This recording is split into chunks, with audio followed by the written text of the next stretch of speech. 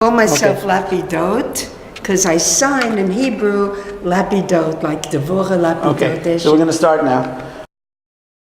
We are with Ellen Lapidus Stern, and you're going to tell us how your name is and how you get that name? Let's start with my paintings. I sign lapidot, and that's what I call myself as a painter. Okay. Go ahead. So what is this one? This looks really beautiful. Thank you. This painting, when I started working on it, I painted the reka with a smatut. I put the canvas on the floor, on the ground, on the floor, on the tile floor, and with a light green, not a light green, a green from the tube with a lot of oil, so it's very thin. I rubbed the green on the whole canvas. Here you see it has a little more yellow, and here maybe a little blue. So I put a teapot of yellow or the teapot of blue to change. Okay, then we got the reka. I wait a few days, dries nicely. So this is really a work in progress then. It's not in one shot that you're painting it. Well, I didn't know what I would. It wasn't planning. It was the canvas. I did the background, and then I started working on the canvas. The canvas I did in one shot. So as I started working with the colors, I thought to myself, it's beginning to look like a chicken. And then I did what I thought was the kapara, the crucified chicken. Oh. The Yom Kippur. Yeah, the korban. So as the chicken is lying here, is vertical and the legs dangling, it looked to me the way in art history is represented a korban, the sacrifice. So I did a Jewish one. But yesterday, a very learned woman came in and she said, no, it's a birth. It's a sacrifice of birth. When you're born in pain and then you're born, that's what this painting is about. So actually, for me to explain a painting, it's better if I explain the technique and not the nosé, because I don't really know what I'm doing. Okay. It's a little beyond me what I'm doing. Okay. Okay, so let's look at this one. Okay. This one, the technique was, I was reading a lot about Chinese art. And I felt the need to draw with the brush and not make a reka. Not make a background. Not make a background. So I took the white canvas as if it's a piece of paper, and I started painting. I have a beautiful brush that's quite small. It was given to me as a gift by one of my daughters from Miro Museum in Barcelona. Wow.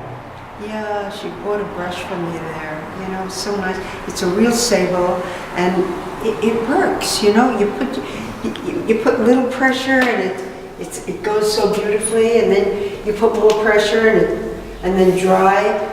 Okay, so as I'm painting this woman who is reclining nude, which is another genre in art history, the one we talked about before, the sacrifice, and the reclining nude is another one. So here she is, and like a Chinese artist, I don't know if they were women. Yeah, there were some women in the Tang Dynasty. We're holding her hand. What's that, a cigarette she's holding? No, she has a pen. A pen for writing or drawing. Did you notice something else about the whole shape that you have over here? Especially something that people might notice now, this week. Yeah, it looks like Israel. Yeah. I know. This comes out, when you live here, these images come out, the shapes come out. Unconsciously, subconsciously. Sometimes the way people even tear off pizzas, they come out the shape of the state of Israel. Great, great. Everything, the whole world should be the shape of Israel. With the Golan. So Yeah, that's what she's pointing to, if you want to carry that to the extreme.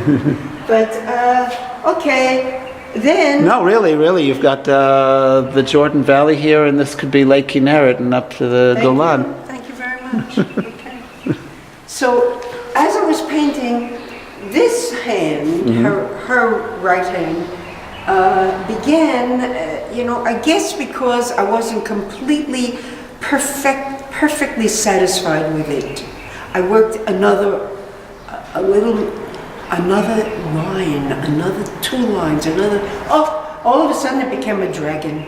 Wow. So this is my odalisque darkon. How many days did it take you from the beginning A minute and a half. to do the whole painting? Yes. Then I actually did, after a day or two, I looked at it and I said, it needs maybe another wheel. This area was white, and then I extended this wheel, but it doesn't necessarily need that. It was also okay before, because without the wheel, we see an oat here. And because I put the wheel, I destroyed that. Oh. Okay, as you work, that's what Picasso said, you destroy, create, destroy, create. So sometimes you get carried away and you can overdo something, and then... Definitely, it takes many years to know when to stop a canvas. But here, one thing I did stop is that I didn't do the whole wheel. And that's good because it gives it a V in there. And I think it's a very good paint. I think it's a very good drawing. I think it's beautiful. I love it. Okay. All right. Here we have 4 drawings. Could you cut? Sure. Okay, here we have 4 landscapes. Put on the paintings. Don't put on me. Put on the paintings. Here I have them. These are all done from the same view. I live in Har Homa. I have a beautiful view out to Bethlehem and the Gush, and I don't see Herodian, thank God. And Why don't you want to see Herodian? because of the history, they say he was worse than a... Never mind. You mean Herod? All right. You don't have to worry about speaking Lashon Hara about Herod. He's dead for a long time. No, I'm not worried Yeah. about it. I was going to quote it wrong, something about a pig. So, I mean... It's something in Gemara that it says about a pig and Herodian. I don't know how to quote it. Rabbis in the Talmud are very ambivalent because he was ruthless and murderer, but he also rebuilt the I'm temple. not ambivalent. Yeah. I don't like him. Okay. It's okay. I don't think the rabbis were ambivalent. One rabbi said one, there was another machloket, but each rabbi had his strong opinion about it. Yeah. So anyway, here are four landscapes from this same perspective, and we'll go in here now because this Rami, who is Rami, come for 1 minute. He's videoing. 1 second. Okay. I always tell him 1 second, then you know. Very nice man. I want to say that Rami Ozari, who runs this Talmud building, is a very, very interesting man and a very nice man. And he doesn't take a profit in money. And I don't know why, because Magilo, you know. Anyway, this painting, this painting is clear. It's also something I did with drawing. I used, instead of black or dark blue, I used the color that we learned in art class. We use this sanguine, this Conti crayon, and it's this color. So I bought a tube of this color. It's not really burnt sienna, it's a sanguine, and which means bloody, I guess, but in French. But that's the color we use in art class. And so it's my nached, my grandson, with my daughter's arm around him, and here's the shape of the baby grand piano, and she's playing, and this is a male figure. I don't know if it's maybe my husband Effie or not, and the moon outside, and it's a drawing. But the thing I like about it is that I think I did the hands in it quite extraordinarily well. Here we have the thumbnail. So once you read the thumbnail, once you read the thumbnail, you can see the whole hand. And there are many fingers. Why? Because like the School of Art Futurism, it's moving.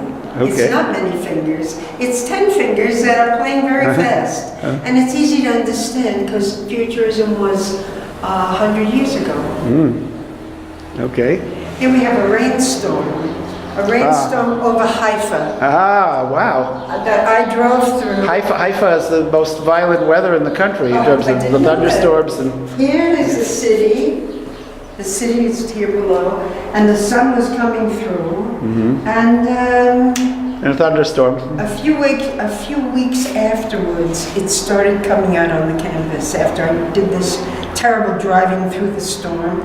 And as I saw it, instead of crushing it, I developed it. And this is my painting. Okay. Here we have the children dancing with the grandma. And it's also, I love to draw. I learned a lot about, I studied drawing when I was 14. I started studying at the Brooklyn Museum from the nude model. And I went for 3 years until I went to college. And then I studied more and more and more. I have all the courses and papers for the doctorate in art history, but I didn't write the thesis. I instead wrote an apartment in Hoffelman and stopped the studies. And I live in Jerusalem. So what are you doing with your thesis? You're going to write I was it? going to write about Gela Zegstein, a woman artist in the Warsaw Ghetto, and I did write about her, and the paper is accepted at Yad Vashem and Lochamei Getaot, but it's not an academic doctorate. It's a paper, Okay. short paper, very nice. Okay. It's on my website. So what else you have here? Here I have an earlier painting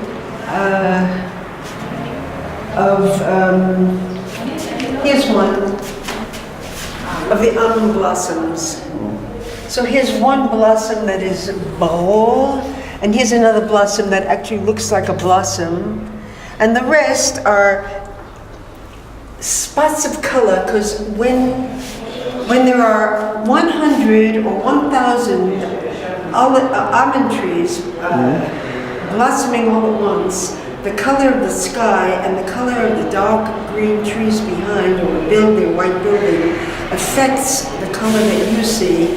And I did one painting of them at dawn. So it's not just about lighting in photography, it's also in your own eyes and what you see and how the light comes across. Absolutely. Absolutely. Okay. What else do we have here? We have, this one is mother and child. That's it, mother and child. It took me about 30 seconds to paint. And I was so happy to see it. How much time do you spend of your day or of your week painting? I try to paint often, several days a week in the morning, very early. I get up, make coffee, take out my paint box, and try to lead myself into it as the Yetzer Hara is telling me, you don't have to paint today, why don't you wash the windows, why don't you go shopping? I try to open my paint box, fighting. Once the paint box is open, you smell the paint and the oil, you're already into it. The Yetzer Hara is already beaten. But to get to that point, you have to do habit. Pick up the paint box, bring it into the kitchen. Just like writing. Just, I suppose. Yeah, I'm a writer, so. There is everything to stop the creative effort. And it shouldn't be effort. I don't mean creative effort. I mean, there's every effort to stop the creative release, you know? Well, the creative release comes to you. Once you start. Once you start, right, but, and you have to be receptive to it, you have to be open to it. And it takes years and years and years to know what you're doing and to, you know, to listen to the heartbeat of it, you know? When did you start? How did I you started start? painting, I was 10 years old. My aunt, my father's oldest sister, gave me a box of paints. A wooden box with a handle and a clip and sections for the colors, and you could put a small canvas board in it. and I started painting. Okay. Oil painting.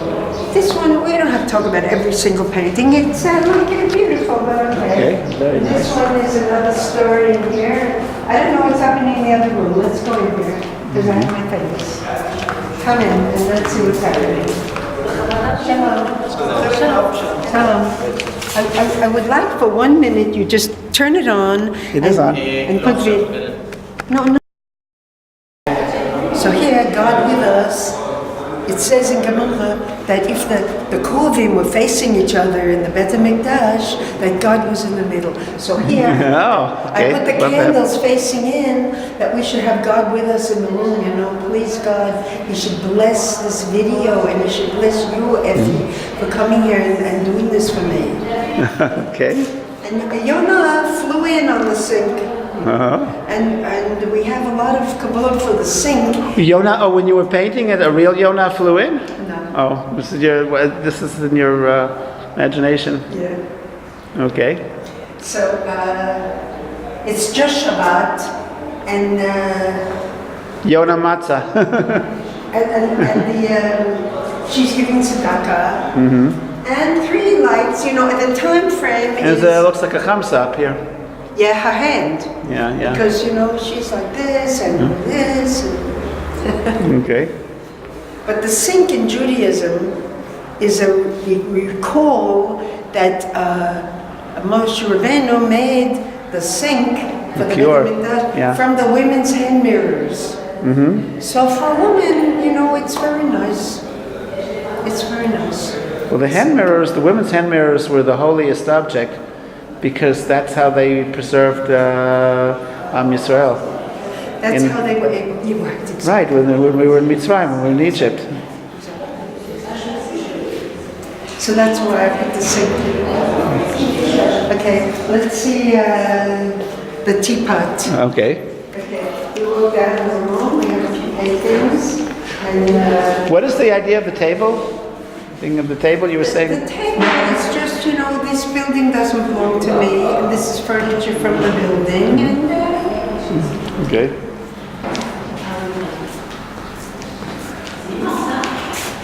so here we have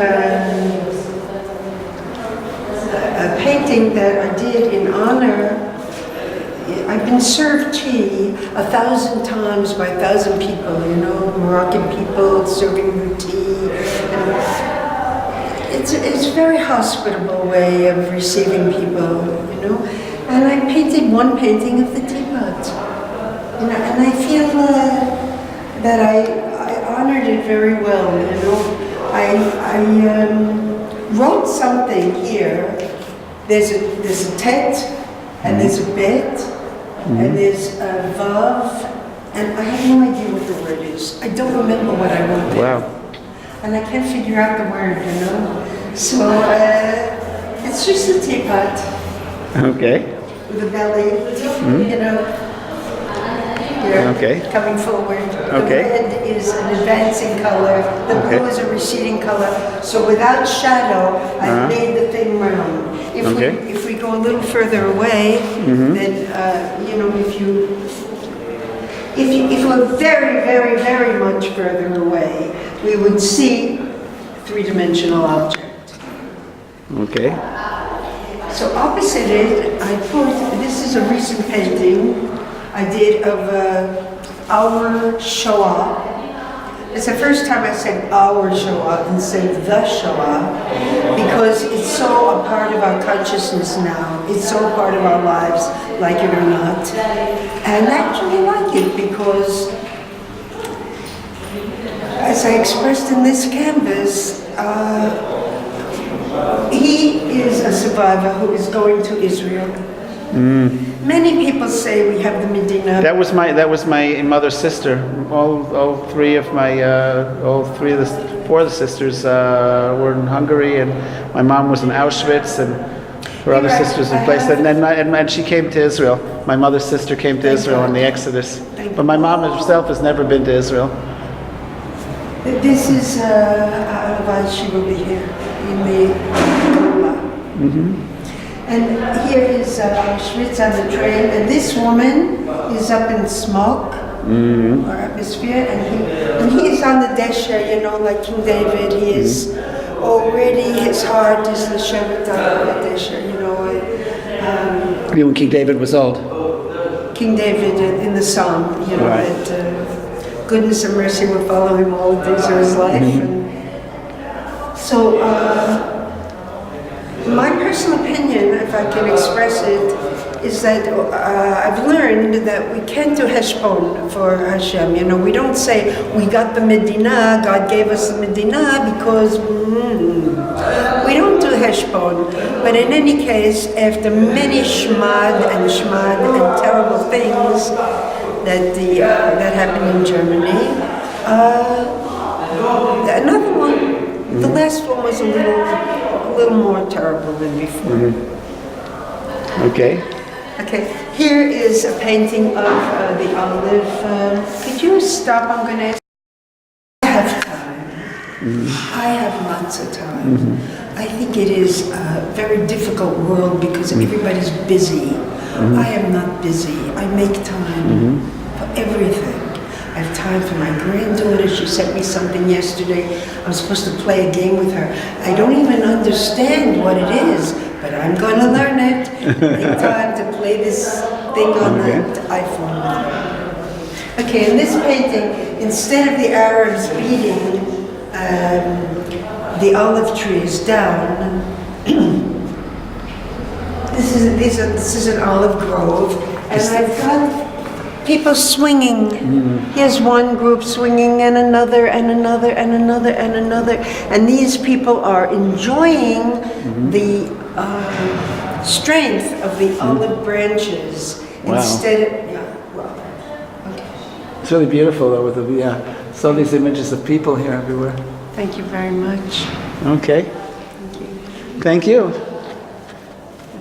Anything else? We could look at the last one. Okay. It's not the last painting, but it's the last one we could, or the next to last one we can talk about. Here,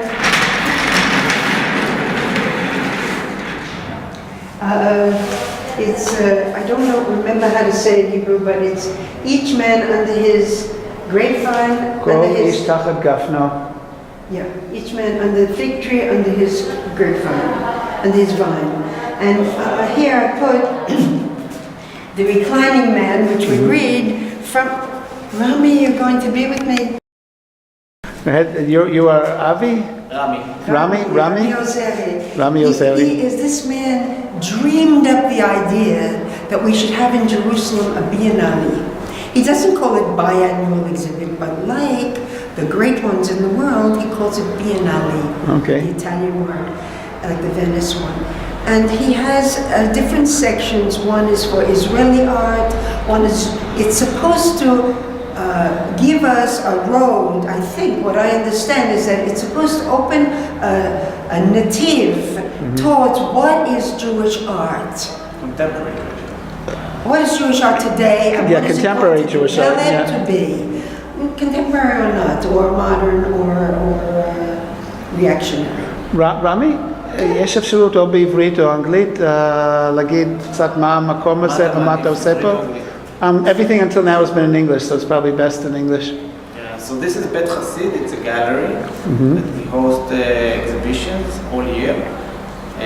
Like Alan said, my main project is the Jerusalem Biennale for contemporary Jewish art. It's a platform for professional artists to exhibit works in Jerusalem that has some kind of relation to the Jewish world. So from time to time, different artists come and display on these walls?